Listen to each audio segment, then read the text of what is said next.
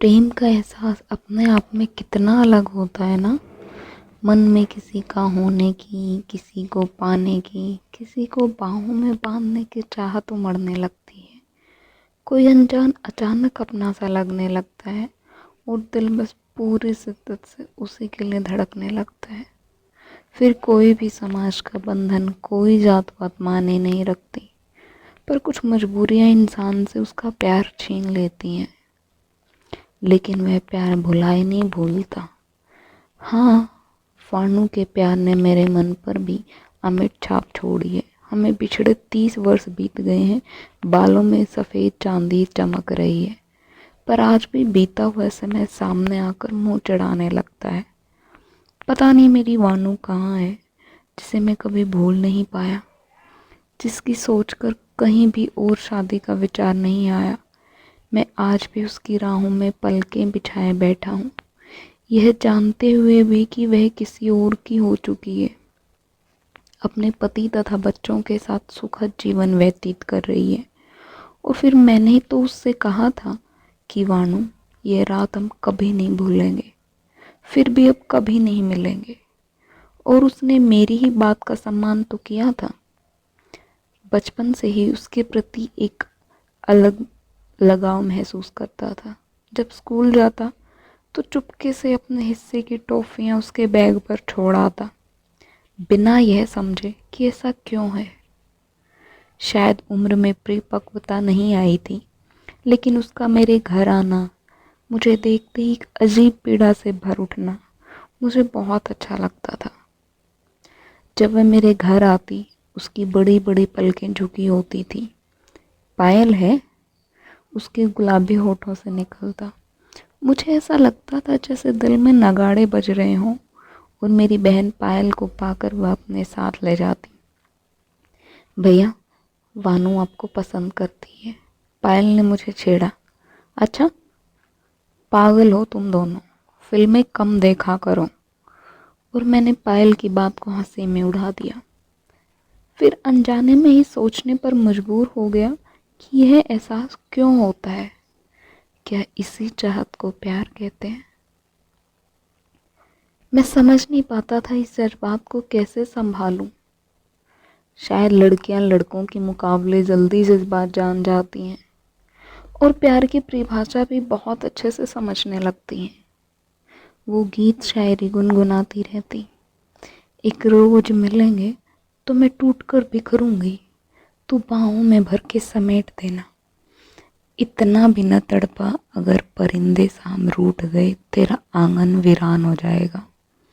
इस तरह इस तरह की बातें वो अक्सर पायल को तेज बोलकर सुनाया करती, और सच्ची तो कहती थी, उसके बिना आज वीरान ही तो हो गया है मेरा आंगन। मुझे उसकी ये तड़प और बहाने से छेड़छाड़ अच्छी लगती, पर तब कहाँ पता था उसकी ये बातें तीर से चुभेंगी एक दिन। जब समझ बढ़ने लगी तब ऐसा लगा कि उसके बिना जीना मुश्किल है। बचपन अपना दामन छुड़ा चुका था और मैंने युवा अवस्था में कदम रखा। उसे देखते ही अजीब मीठी मीठी सी अनुभूति होने लगी थी। दरवाजे के खटकते ही उसके आने का एहसास होता और मेरा दिल बल्लियों उछलने लगता। कभी मुझे महसूस होता कि वह एकटक मुझे देख रही है, और जब मैं अपनी नज़रें उसकी ओर घुमाता तो वह दूसरी तरफ देखने लगती थी। उसका जानबूझकर मुझे अनदेखा करना मेरे प्यार को और बढ़ावा देता था। सोचता था कि कह दूं, पर उसे सामने पाकर मेरी जीभ तालू से चिपक जाती थी और मैं कुछ भी नहीं कह पाता था। कि तभी एक दिन पायल ने बताया कि वानू का विवाह होने वाला है। लड़का डॉक्टर है और पुणे में ही है। शादी पुणे से ही होगी। मैं आसमान से ज़मीन पर आ गिरा। यह क्या हुआ? प्यार शुरू होने से पहले ही ख़त्म हो गया। ऐसा कैसे हो सकता है? आरंभ और अंत कभी एक साथ हो सकते हैं? हाँ शायद, क्योंकि मेरे साथ तो ऐसा ही हो रहा था। मेरा तो अभी कॉलेज का दूसरा ही साल था। जॉब पाने में भी अभी तो 2 वर्ष शेष थे। कैसे उसे अपने घर में बसाने की तमन्ना पूरी करता। गजल गीतों में उसने मेरे घर में बसने की इच्छा जाहिर कर दी थी। मैं विवश हो गया था। दिसंबर के महीने में कड़ाके की ठंड पड़ रही थी। इसी महीने उसकी शादी होने वाली थी। मेरी रातों की नींद और दिन का चैन दोनों ही जुदा हो चले थे। वह चली जाएगी यह सोचते ही हृदय चित्कार करने लगता था। ऐसे ही एक कड़कड़ाती ठंड की रात को कोहरा घना हो रहा था। मैं अपने कमरे से उसके घर की ओर टकटकी लगाए देख रहा था। आंसू थे कि पलकों तक आ आकर लौट रहे थे। मैंने अपना मन बहुत कड़ा किया हुआ था कि तभी एक आहट सुनाई दी। पलटकर देखा तो सामने वो थी, खुद को कंबल में सिर तक लपेटे हुए, टकटकी लगाकर भीगी सी उन नीली आंखों से मुझे ही ताक रही थी। मैं तड़प कर भागा और बिना सोचे उसे कसकर अपने बाहों में भर लिया। उसकी आवाज़ कँपा रही थी। मैंने आपको बहुत प्यार किया, बचपन से ही आपके सपने देखे, लेकिन अब मैं दूर जा रही हूँ, आपसे बहुत दूर, हमेशा हमेशा के लिए। आखिरी बार आपसे मिलने आई हूँ। सिसक कर वो मेरे सीने से लगी हुई थी। वाणु, कुछ मत कहो, मुझे इस प्यार को महसूस करने दो, मैंने कांपते हुए स्वर में कहा था। नहीं, आज मैं अपने आप को समर्पित करने आई हूँ। मैं खुद को आप में डुबाना चाहती हूँ, आप में खोकर एक होना चाहती हूँ। उसकी आवाज़ भीगी भीगी सी थी। मैंने अपनी बाहों का बंधन और मजबूत कर लिया। बहुत देर तक हम एक दूसरे से लिपटे यूं ही खड़े रहे। चांदनी बरस रही थी और हम सब नबी बारिश में न जाने कब तक भीगते रहे कि तभी मैं एक झटके से अलग हो गया। वो कामना भरी दृष्टि से मुझे देख रही थी, मानो जग संसार मान मर्यादा भूलकर सब लुटा देना चाहती हो। नहीं नहीं वाणु, ये गलत है। तुम्हारे चरित्र पर कोई लांछन लगे मैं यह बर्दाश्त नहीं कर पाऊंगा। जमाना तुझसे सवाल करे, मैं ये नहीं होने दे सकता। हम मन से एक दूसरे से बंधे हैं, जो देह बंधन से ज़्यादा महत्वपूर्ण है। तुम मुझे, मैं तुम्हें समर्पित हूँ। हम जीवन में कहीं भी रहें, इस रात को कभी नहीं भूलेंगे। चलो, तुम्हें घर तक छोड़ दूँ, किसी ने देख लिया तो बड़ी बदनामी होगी। उसकी आंखें जैसे याचना कर रही हों, चेहरे पर तड़प बेबसी साफ दिख रही थी।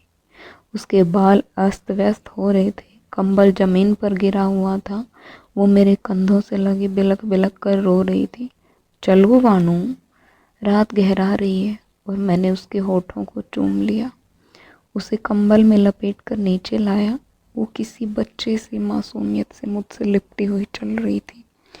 उसका पूरा बदन कांप रहा था। और जब मैंने उसे उसके घर पर छोड़ा, थोड़ी खफा थोड़ी गुस्से में मुझे घूर रही थी, जैसे कहना चाह रही हो, कैसे आदमी हो जो अपने प्यार तक को नहीं रोक सकते।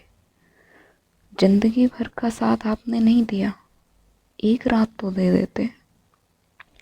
पर शायद उसके शब्द मुंह में जम गए हों। उसने बस इतना बोला, मैं कामना करती हूँ कि जीवन के किसी भी मोड़ पर हम कभी न मिलें। और वो चली गई। 30 बरस का अरसा बीत चला है, आज भी उसकी याद में मन तड़प उठता है। जाड़ों की रात में जब कोहरा घना रहता है, चांदनी धूमिल होती है, शबनमी बारिश हो रही होती है, तब वो एक अदृश्य साया सी बनकर मेरे पास आ जाती है। हृदय से एक पुकार उठती है, वानु, तुम कहाँ हो? क्या कभी नहीं मिलोगे? नहीं, तुम तड़पो, ताउम्र तड़पो। ऐसा लगता है जैसे वो आसपास ही खड़ी मुझे अंगूठा दिखा रही हो। वानु, मैं अनजाने में तुम्हें पुकार उठता हूँ और मेरी आवाज़ दीवारों से टकरा कर वापस लौट आती है। क्या मैं अपना पहला प्यार कभी भूल सकूँगा? हेलो दोस्तों, आपको हमारी पहली कहानी शीर्षक पहला प्यार कैसी लगी? कमेंट में बताना। अगर पसंद आई हो तो अपने दोस्तों के साथ शेयर करना, लाइक करना, चैनल को सब्सक्राइब करना और कमेंट में ये भी बताना कि क्या आप भी अपने पहले प्यार को भूल नहीं पाए हो। मिलते हैं अगली स्टोरी के साथ हमारे YouTube channel mentor Nancy Phogat में। तब तक बाय, टेक केयर।